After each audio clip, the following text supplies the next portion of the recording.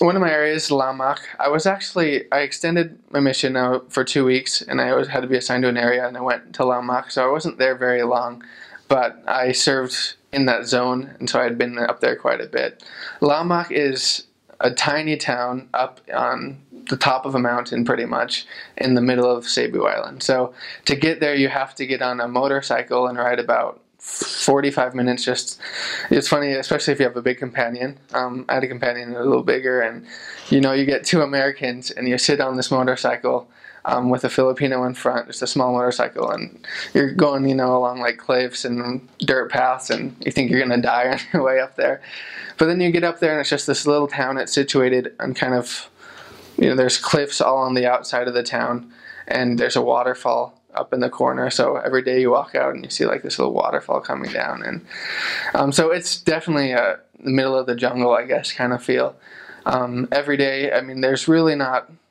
It's a smaller place, so you have a little house. You kind of get to know a lot of the people and members really quick. Transportation, you're usually not. You're usually just kind of walking.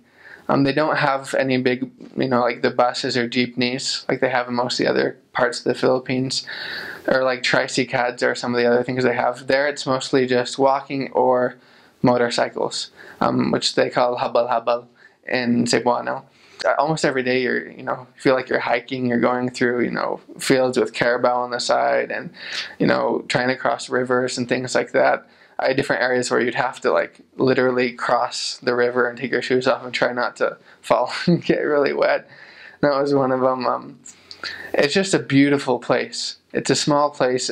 They just barely got a new church there, which is a miracle for where it is and how small of a town it is. But I guess there it's almost a feeling like, you definitely get that feeling like I'm in a completely different place. I am in the jungle, and it's beautiful.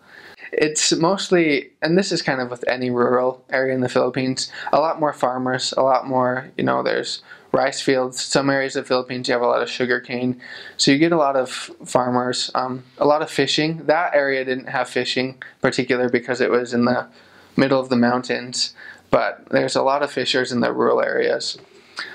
Other than that, a lot of people just live on the land they have. They grow a little bit. They have pigs, they have chickens, so they'll kind of their panginabuhi, which is like their lifestyle, is really just taking care of their land. They usually live where their families lived for hundreds of years, and they've just maintained it and kind of supported and provided for themselves, which it can be a hard lifestyle. It can be difficult to provide for a family with just a little bit of land and not really other sources of income.